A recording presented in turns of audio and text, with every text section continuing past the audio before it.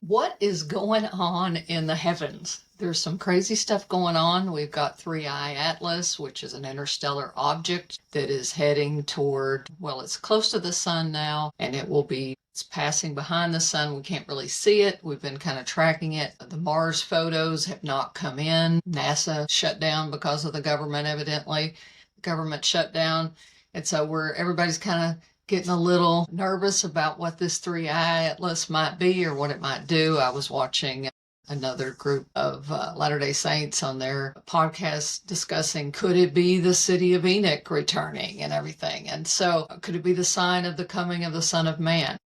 Also, NASA has released that it's not really a second moon, but there's something traveling around in companionship with the Earth, and it has been for quite some time and maybe for another 60 years. They're just calling it 2025 PN7. It's just been so faint that they haven't seen it before now. And so what is this little asteroid thing? It's small. It's not a huge thing. It's like meters big, but not kilometers or anything like that. So we've got that. Stefan Burns has been talking about not only 3i Atlas, but there are at least 3 other comets in the solar system and more coming in as time progresses and we get into 2026. So we've got all of this stuff coming where the Earth is kind of surrounded by these heavenly bodies. I can't keep from looking at this and going, okay, these are signs of the times. These are signs in the heavens and the earth beneath, those kind of things, and we need to be looking for that. And some people think, well, why do we need to look for the signs of Christ coming? And there's a really good quote by Joseph Smith. He said, if our souls and our bodies are not looking forth for the coming of the Son of Man, and after we are dead, if we are not looking forth, we shall be among those who are calling for the rocks to fall upon them. So we really need to be looking for those signs, right? We don't want to be one of the ones that calling for the rocks to fall on us. There's some really good quotes that talk about what these different heavenly bodies might be. So I'm going to kind of lay out a logic for you. It's my theory, but it's based on some quotes by different general authorities over the years, and Joseph Smith in particular. So is 3i Atlas the sign of the coming of the Son of Man? Could it be? It's been hit by coronal mass ejections, 2 big blasts within the last few days that could make it light up and come around the sun and be really bright, coming at us. And what if, is that it? Joseph Smith talked about how immediately after the tribulation of the days where the sun's darkened, the moon is not giving us light, the stars are falling from heaven, that then shall appear this sign of the Son of Man in heaven, and then shall all the tribes of the earth mourn, and they shall see the Son of Man coming in the clouds of heaven with power and great glory.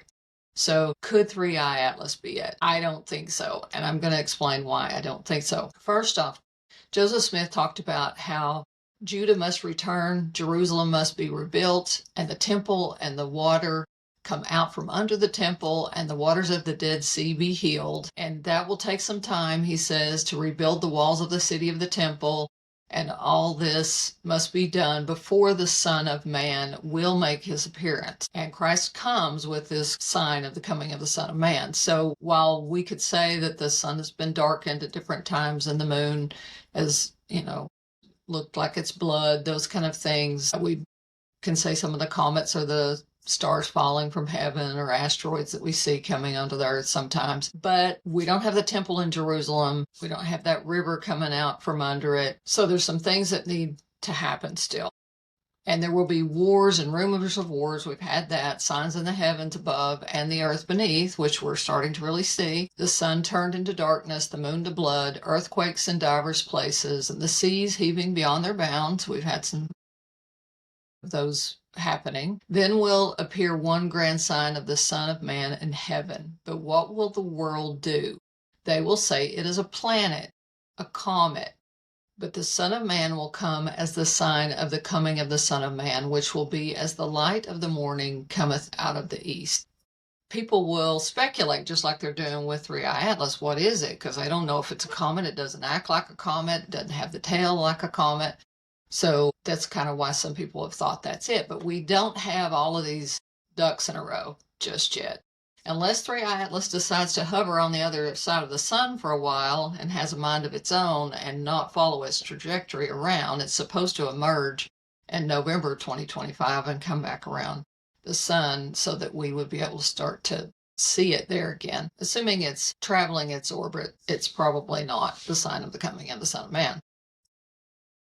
Now, Joseph Smith placed the appearance of the sign of the Son of Man after the sign of the absent rainbow in chronological times of the signs of the times. He prophesied there would be a year without a rainbow, and that's a big one we can check ourselves at any time. Have we seen a rainbow this year? Yeah, I've seen people taking pictures of them, posting them. And so that's generally a sign of a drought, most likely, why we wouldn't have a rainbow. Or it could be something weird going on with the lighting in the atmosphere. One of Joseph Smith's close associates, Wendell Mace, claimed that the prophet said that this sign would be the return of the city of Enoch. So you've got the city of Enoch coming with Christ at the very end of all of the signs.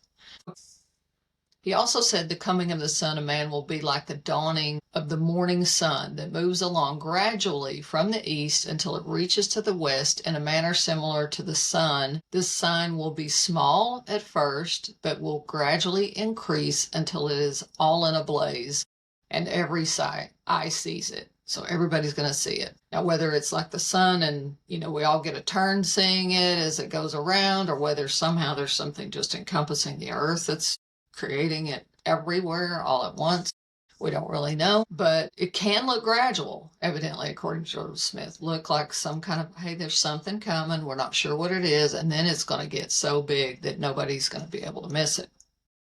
Joseph Smith also said that the heavenly priesthood will unite with the earthly to bring about those great purposes, meaning the end times prophecies, a work that God and angels have contemplated with delight for generations past, that fired the souls of the ancient patriarchs and prophets, a work that is destined to bring about the destruction of the powers of darkness, the renovation of the earth, the glory of God, and the salvation of the human family. This phrase, the renovation of the earth, sounds like that article of faith, that the earth will be renewed and receive its paradisical glory. So something is going on with the earth.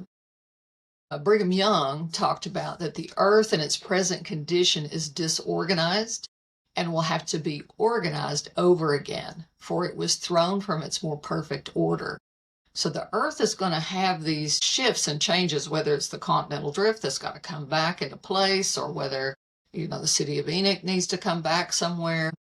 He also said when the earth was framed and brought into existence and man was placed upon it, it was near the presence of the Father, but by the fall it was separated and is now moving in space. It will again return to its former place where it will dwell in the presence of the Father. So not only is the earth having these changes within itself, it's also moving across the universe in some way. It's working its way back to the presence of God, or maybe God will just pick it up and stick it there, who knows. This is intriguing quotes from Orson Pratt.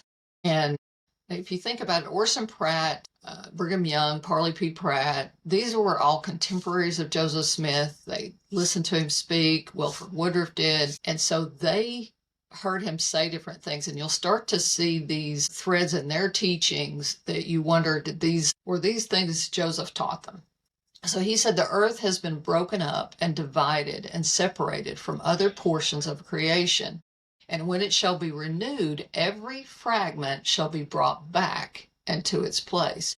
So it's been broken up, it's been divided, it's separated from other portions of creation, and it's got to come back. So there are some that believe that we've had chunks break off of the earth over at different times, like things might have come by, swept by, and pulled something off.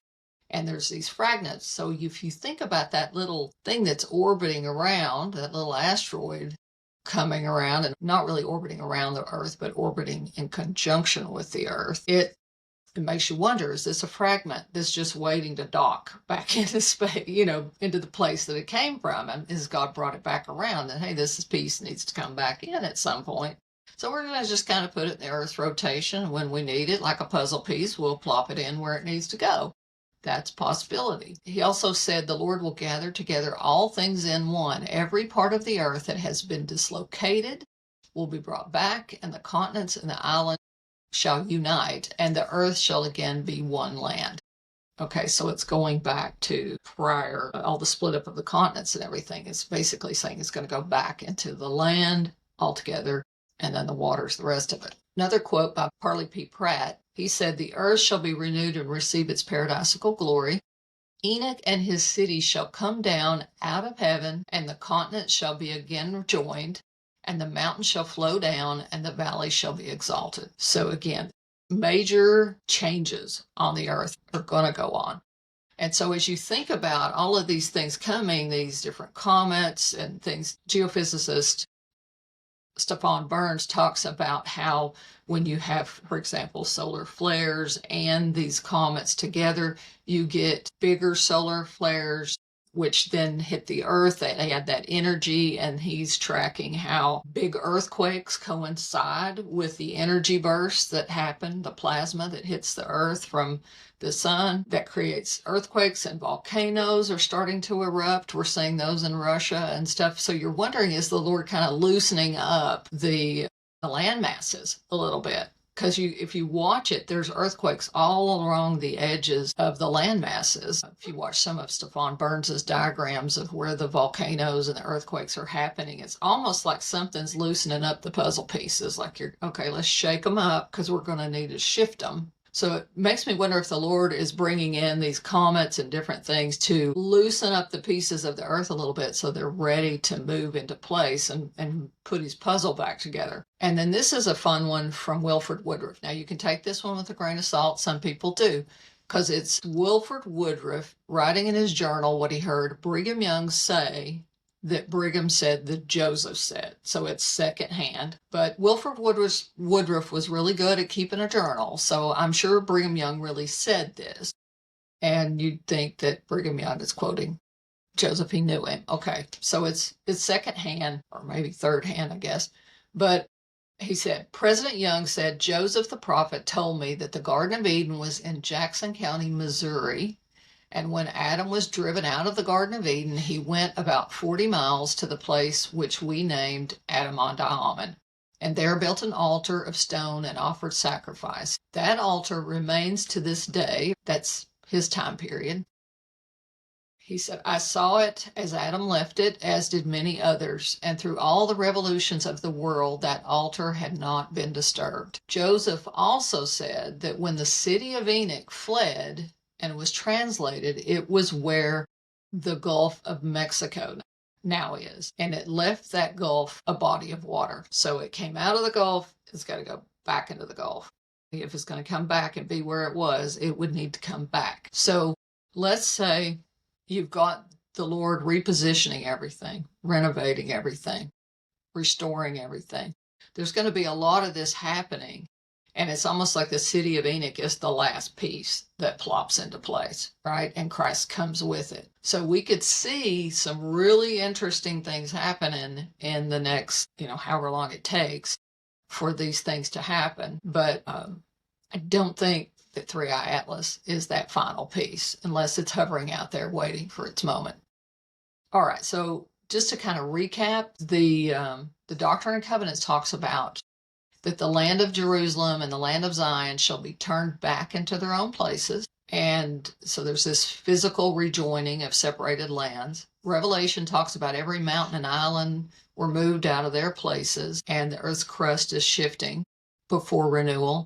That's one of the signs. And then Isaiah 44 talks about every valley shall be exalted and every mountain and hill shall be made low. So you've got that coinciding with the other quote that we read. And then Moses 7:62 and 64 says that Zion shall come again, and the Lord shall come, and all the earth shall rest. So the city of Enoch's Zion would come back and create this global renewal of everything and join with the Zion that we've built here. So fascinating stuff, fascinating times to live. One thing that came to my mind as I was pondering on this is where the Lord says that the faithful will stand in holy places and not be moved. Those temples I'm sure are built in strategic locations that when all of this upheaval happens, they're going to be protected and they're going to be holy places that we could stand. So whatever you can do to get yourself to the temple, back to the temple if you've not been there. It's not only going to prepare you to receive Christ by becoming a peaceful, centered person who is purified so that you can abide the day of his coming, but that's a holy place that you want to be able to get into. You want your recommend to get into the temple should the time come that you need to stand in one of these holy places and just watch the wonders of what God is going to unfold. Exciting times. And if you like this video, please subscribe and hit the bell icon. I'd love to have you watching our future episodes. Y'all take care.